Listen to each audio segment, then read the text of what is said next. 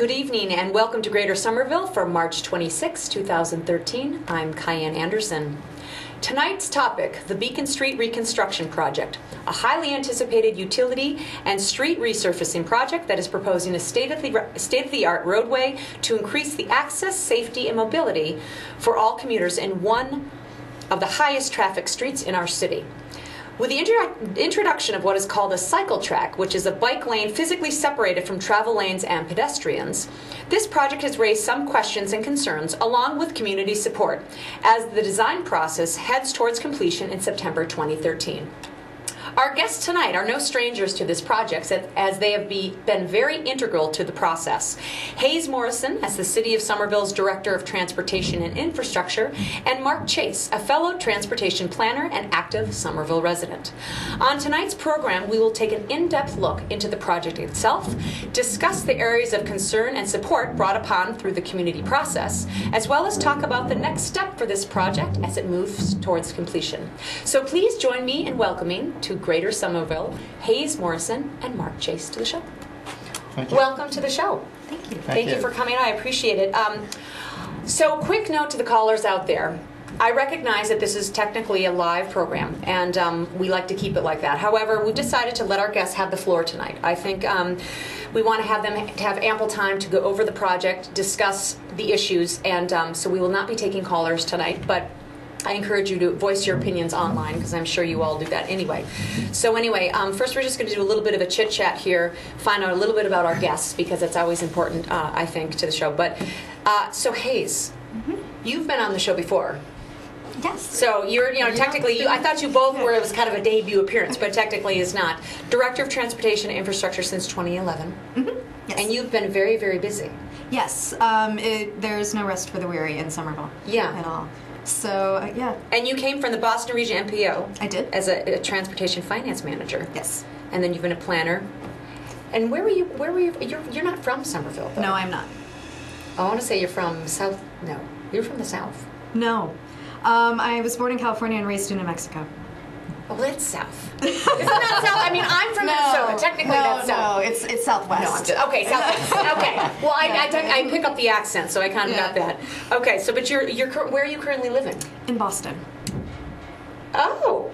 But you know what? You dedicate so much of your time to Somerville that we'll let that slide. I spend much more time in Somerville than I do in Boston. Yeah, you need to just set up shop out here. But that's okay. So, Mark, you have been teaching out at Tufts since 2008, transportation planning, and you're a lecturer. You do urban planning, correct? I do urban transportation planning, look at bicycling, walking, transit, cars, and how it all fits together to make cities better places to live. Okay. And you do works professionally as a parking and car sharing consultant. That's right. For Nelson Nygaard Consulting. Yes. I've recognized that parking is just a huge issue and a really expensive thing to build. And I was involved with starting Zipcar. My sister is the founder of Zipcar. Your sister is? Yeah. Wow. Co-founder. That's a good relative to have. No, I'm just kidding. That's great. It's very successful. And you've been passionate about things. You've been helping out the city of Somerville for a while now, or just Somerville efforts, rather. As a transportation planner, I work around the country and sometimes overseas. And when I come home, I see things that need to get done, and I find building community by working on projects. Good for you. And now you currently live in Somerville. That's right, on Spring Hill. Yeah. Okay. What I call Lower Belmont Street. So. Lower Belmont. You came to Somerville in 1994, so you're pretty much a Somervillian. I think that's fair. Yeah, say, right? I would say I've lived here longer than anywhere else in my life. Yep. So you're official. It's in your blood, just like me, and technically you. Okay. So we have basically our show tonight is. I really appreciate you guys coming on, and it's really an important episode. I think the primary goal for this show is really information. I think this project in and of itself has gotten a lot of publicity, and rightfully so. A lot of pretty interesting things are being proposed. That being said, I think it's really important for the viewers at home to understand the project fully, and that's really what we're trying to do tonight, tell the story so that the viewers at home can understand better the issues at hand. And so that's what I'm going to say. So let's just talk a little bit about the project background, because I think that's one of the things that some of the things, and we can cue the technology here. So we made a little map here. Hopefully the viewers at home, you can see this. But as you can see, the yellow dotted line, that's the Beacon Street area that we're referring to. And that goes up from, Somerville, Porter Square area all the way down to Cambridge Street. And maybe Hayes, you can give me a little bit better of a background in terms of when it all began, in terms of funding, etc. Sure. So the first time that the city of Somerville actually sought to do a full reconstruction of Beacon Street was in 1999. Okay. So the project has been going in earnest for 13, 14 years. And it has consistently been put on the back burner for federal and state funding. Mm-hmm. And only recently have we had the security of knowing that the project is going to be funded with federal and state aid. And that's something we're saying this is in what's called an 80-20 split between federal and state funding for the project. Okay. And the city puts forth its design, and it is reviewed by MassDOT and the Federal Highway Administration. Okay. Before we did anything with the project in 1999 and in 2004, and then again in 2011, we did an exhaustive inventory of who was using the roadway, and then sought to do a project that reflected the use as we saw it. Okay. And there were some pretty compelling trends that were going on Beacon Street. Okay. The first one is between 1999 and 2012, we saw a 13% reduction in the actual vehicle traffic, or the average daily traffic count. Okay, and maybe, Mark, why don't I ask you if you can flip to the next slide. It just shows a little bit of an existing condition there, so you can kind of see what it looks like today. So it was a decrease in the traffic. It was a decrease in the traffic and a sharp increase in the bicycle traffic. But as you can see, the roadway has continued to deteriorate. I would almost say that the condition outside now might be even worse than that. The freeze-thaw season has not been kind to Beacon Street. So the vehicles went down, and the bicycle traffic has increased to the point that the Beacon Street, Hampshire Street, over the Longfellow and into Boston corridor is the most biked corridor in the Commonwealth. Yes, no, that's what I'd heard. So in any given day, at what's called a peak hour, we have 4 times as many cyclists on Beacon Street as we do on the community path. Wow, that's impressive. Yeah, they're big numbers. Yeah. So now, what are and maybe we flip to the next slide, which shows, and this just gets into it, I guess, you at home, this section that kind of gives you an idea of what we're looking at now, the cars, the placement, the bicyclists ride in between the parked car and the moving traffic. The moving traffic, which is not... can be challenging as a fellow cyclist, I guess I can say that. So, and then if you want to flip to the next one, and now this is the proposed condition. And now, Hayes, you can maybe talk about this based upon what we were just discussing in terms of traffic patterns changing, more bicyclists, etc. The introduction of what we're calling a cycle track, and maybe a quick definition of what that is. We have a better picture than this slide, but we'll show it in a second. So in this instance, a cycle track is a facility that is physically separated from the active vehicular traffic on the roadway. In this case, it is separated by a curb on either side and protected by cars, and the cycle track is raised out of the roadbed. So for the most part, it is at the same elevation as the sidewalk. Well, yeah, you can see in the picture on the right hand and the left hand side, those people are about at the same height. So you'd be dealing with like a curb, like a 6-inch curb. Yes. But that would then come down as you get to like a driveway or something like that. No, it does not come down at driveways. You stay up. Oh, okay. Which is something that both keeps the cyclist from having an undulating feel. Okay. And it also keeps the cyclists very visible as they are up, and you can see them clearly from a driveway. And clear from doors opening and things of that nature. Okay. Now, this is where I will also say that this cycle track is between Oxford and the Washington Street intersection. Okay. Which you're saying. Okay, so it's not the entire length of the dotted line which we just showed. No. It is not. And now if we want to go to the next slide, this is taken from the presentation that has been given. You guys have been multiple presentation. I want to say it was on the 15th of March. Right. But this, you see the cycle track that you're describing on the right-hand side.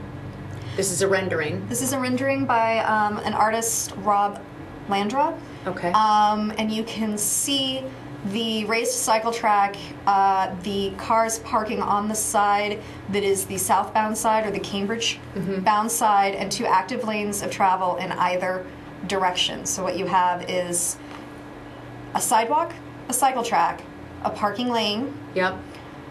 a southbound lane of travel, a northbound lane of travel, a cycle track, and a sidewalk. Wow. Okay. So now let's talk a little bit about the cycle track, because I think that's the main design element here that I think is it's interesting. What, in terms of when, we know what it is, but when are they typically used and why are they successful? Cycle tracks are a new design phenomenon in the United States, but they've been used in earnest in Europe for quite some time. They are most compelling in areas where you see cycling volume the way that we do see on Beacon Street. However, I would also say that they have an added benefit that we're trying as Somerville and MassDOT and partners in transportation to move forward with it, is trying to effect a mode split so that people who do not feel comfortable riding down in the traffic may be more comfortable on a cycle track, affecting a mode shift away from the automobile and to bicycling. And potentially, because the environment will feel better, traffic will be moving more slowly, it brings more foot traffic to an area as well. Okay. And it also kind of ties into the initiatives of increasing the biking volume, which, there's been a big push with Mayor Menino and everything. Mayor Menino, Mayor Curtatone, too. Everyone. Yes, absolutely. Mayor Curtatone does great things for bicyclists as well. I mean, we've got all these. I'm excited. The spring is here, and I'm ready for the hubways to come back out. I'm excited for that. No, we're trying to do things to increase multimodalism. Yes. In Somerville, and it's part of our summer And this vision. is just another way to do that. Absolutely. So now the designers who did this cycle or this design, are they? They're local designers. They are. It is DCI, which is Design Consultants Inc. They're a Somerville-based firm. They are also the designers responsible for Somerville F. They are. Yes. Okay. Yes. That's part of the project. We pay for the design. Our federal and state partners pay for the construction. Okay. Okay, now, Mark, let's hear from you a little bit. You have been involved in this process as a resident, but also as, you've been helping with it. So what is your take on the design that you just saw? I think the critical piece of the design of having a cycle track versus, say, a buffered bike lane, which might achieve a similar outcome, is there's this concept of having streets and sidewalks for 8 to 80, they call it, for like kids who are 8 years old and up are starting to be able to be what we would call free-range kids, where they can start to move about on their own. Now, you may not have free-range kids on this, but the idea that because of the cycle track, you are going to have a real barrier between you and traffic. Because a buffered bike lane in some ways puts a buffer between an experienced cyclist and the traffic, but a 10-year-old child or, say, a person who's not very comfortable on a bike and maybe, a little bit doddering or something isn't going to want to be, actually physically in the street. So it's actually, it's really taking a step to embrace people who are fearful of biking right now. So here's a question, because I always find it fascinating that, when you get a bike lane, there's the designated bike lane, but then there's the sharrows. Right. And I feel like the bike lane, when people feel like they have their own space, I mean, it's almost like sometimes people just don't think they have to pay attention. I think what's important to note here is that the cycle track, albeit as separate, completely physically separate, people still, and children and 80-year-olds, everyone needs to still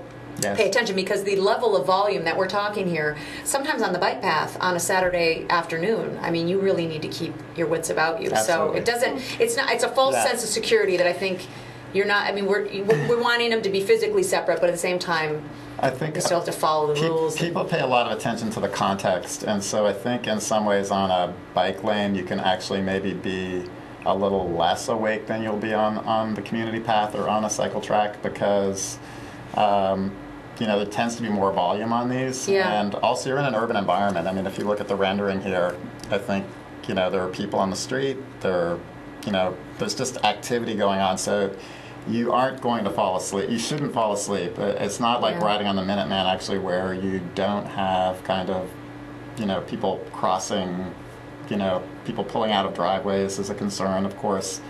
People will know that there's a cycle track there, and people on bikes will know there's a driveway there.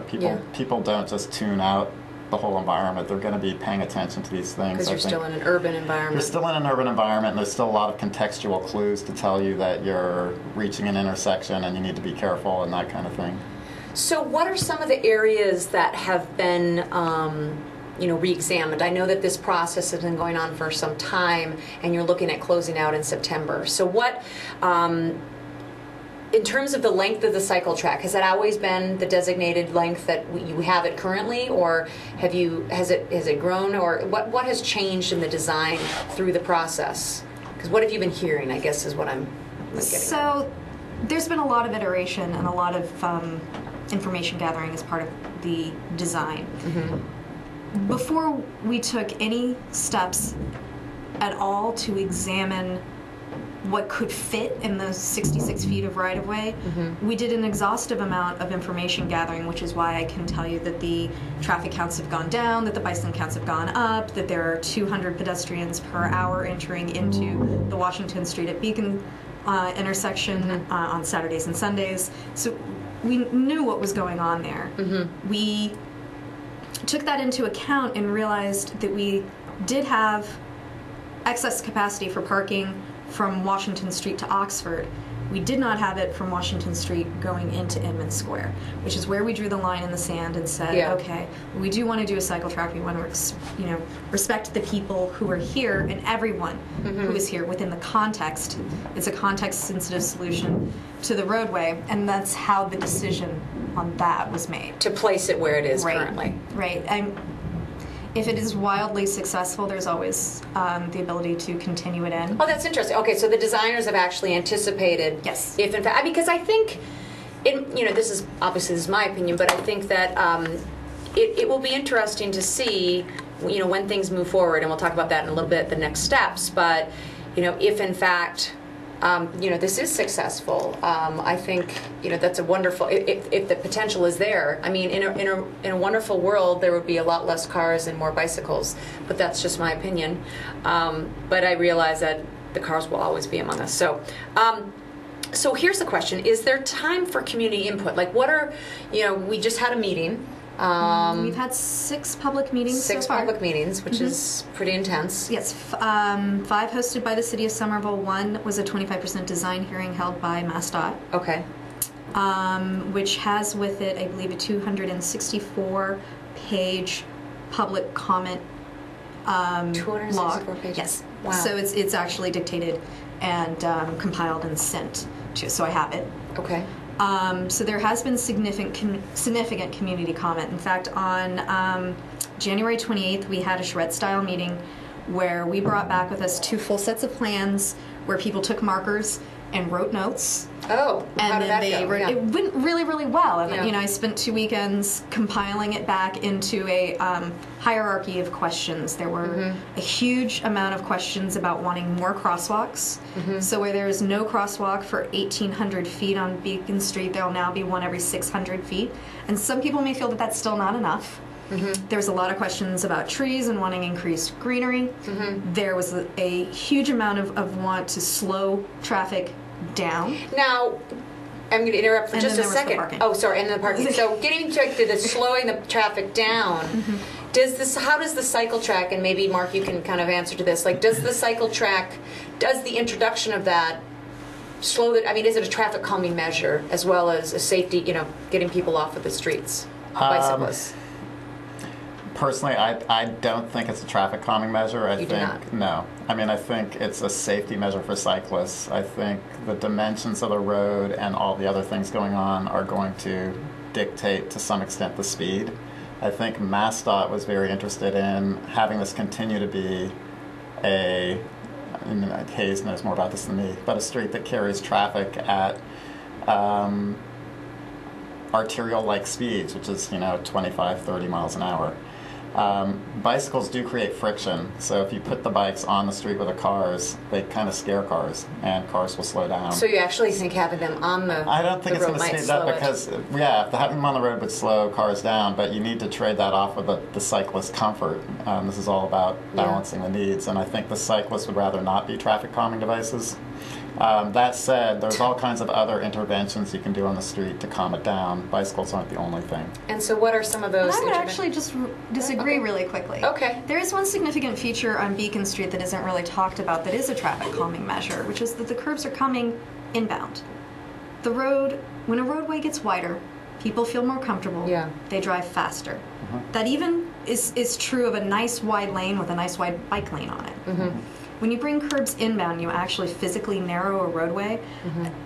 Evidence points to the fact that that slows. So the curb extensions. down. I think there's some subtlety here too, and I agree. I can agree with Hayes there that if there's a bike on the street, that it will slow traffic down. But if there's not a bike on the street, then the bike lane creates actually a sense of expansiveness. So during peak rush hour, the bike lanes I think are acting as traffic calming devices. But at say 2 in the afternoon, when there's maybe 5 bikes on the whole stretch, then cars would have the sense of a wide open expanse. Okay, so you've got some, but so you have some traffic calming measures. Exactly. Oh, yeah, and there's more to traffic calming than just bikes, and Yes. so there's trees, for example, will calm traffic. The width of the roadway will calm traffic. Parked cars calm traffic. So all these things work together. Okay, so now let's just talk a little bit about this, because obviously we know that there are different points and groups of concern out there, and I think that it's important for people to understand some of those groups so that we can recognize whether or not it's, everyone's entitled to their opinion, whether they're in support or against the project. I think that's fair to say. But to really realize, okay, well, what is the root of that, so that we can obviously, as a community, move forward and make this happen, or make a version of this happen, because I think we all agree that something needs to be done on Beacon Street to just better it the way it is currently. So what do you understand? What are the main issues of concern that you had mentioned parking loss? Parking is one of the reasons why I got involved. Actually, while the 6 meetings were going on, my personal workload was very heavy, and I was like, I'm not getting involved with this project. But being a parking person, I couldn't help it, and I think, the residents, especially what I would call the residents from Oxford to, this is an expansive corridor. Yep. And about halfway from the very top, thank you. Switch that over. Sorry. That's okay. So about halfway from the very top, which we call the Oxford Street end, to about the Sacramento Street end, there is a high amount of demand on the street, and it's High demand of parking. for parking. Like, there's a demand, and so I think the residents, are concerned because it's going to be more difficult in that section for them to find parking in the absence of what I would call countervailing measures, and that's kind of what I do for a living. But in terms of this project, people are thinking it's going to be more difficult for me to park, more difficult for my friends to park, and what am I going to do with only half the parking? And the cycle track, basically, in order to install the cycle track, what you're saying is that it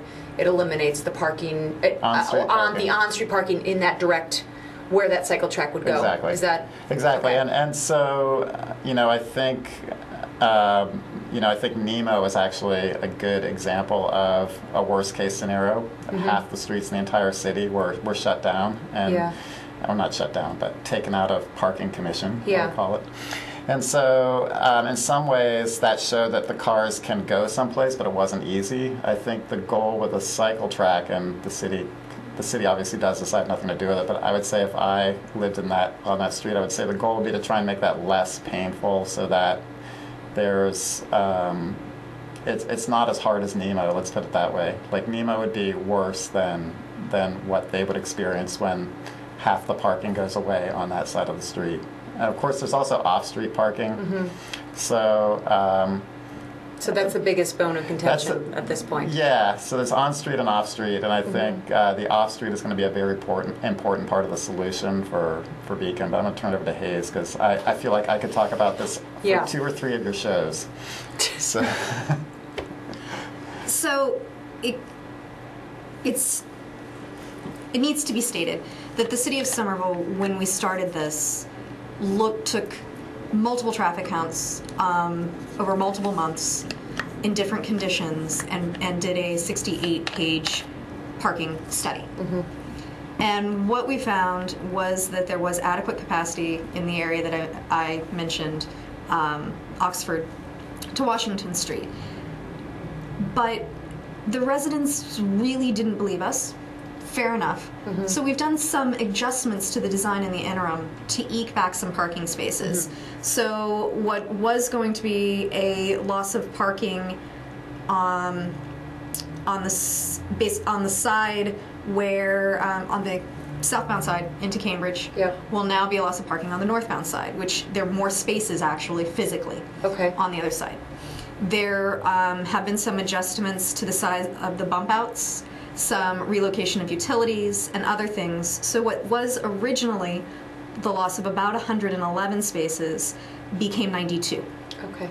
And to be... This is the cycle through. So then the city is right now actively investigating between 35 and 60 off-street parking spaces in the very vicinity that Mark brought up. So in the most affected areas. And those would be metered but free to residents. That gets us to the reduction of basically 30 to 35 spots, which is about 12% of the parking capacity. And we never saw utilization in the corridor above about 48%. Okay. So now, is there still, because we only have a couple minutes, and I knew this was going to be a jam-packed show, but is there still time to, where do we go from here? And based on what we've talked about, parking is obviously the main concern, and what happens now? Where do we go? Is there another presentation, or is the final design going to come in September? And does the community have any more of a access to? I mean, they have access to you because you're out there. And but what's next? Every presentation we've given, our parking study, those things are available online. On the city we have made changes even recently to the design, talking again about the increase in trees that was requested, the increase in crosswalks, trying to get utility relocation in place to get as many parking spaces back as possible. We are then also investigating those off-street lots. We will continue to work with the community and have presentation, but we're committed to the cycle track and to the design as it exists. And this is the point where I would probably go back to the very compelling rendering. It's a beautiful roadway, and it's a roadway for all users, and it's safe for everyone. It is truly a multimodal design, one that respects the context and the sensitivity of the pedestrian, the cyclist, the vehicle rider, and then also the transit user. Okay. No, and Mark, what do you think the most important takeaway from tonight's program, if you want to talk to the viewers at home? It's an interesting project, and I hope if this is people's first time seeing it, that they'll get involved. And personally, I'm excited about it. I'm looking forward to the challenge of, if this goes forward, trying to use my expertise with the community as a kind of community-based to help make this parking work as well as it can. I think parking is a big issue, and there are a lot of tools to bear, which we could talk about on another show sometime. And that's a good segue for a new episode. So I'd like to thank our guests, Hayes Morrison and Mark Chase, for coming on to Greater Somerville tonight and talking to us about the Beacon Street reconstruction project. As we've examined tonight, this project has been talked about a great deal from every angle, and I really appreciate you both taking the time to come in and talk on our program about this. Tell us the facts and educate the viewers at home so they can render their own intelligent decisions on their own. So that does it for us tonight. Thank you to the viewers at home for watching. As always, stay safe and stay informed. Good night, everyone.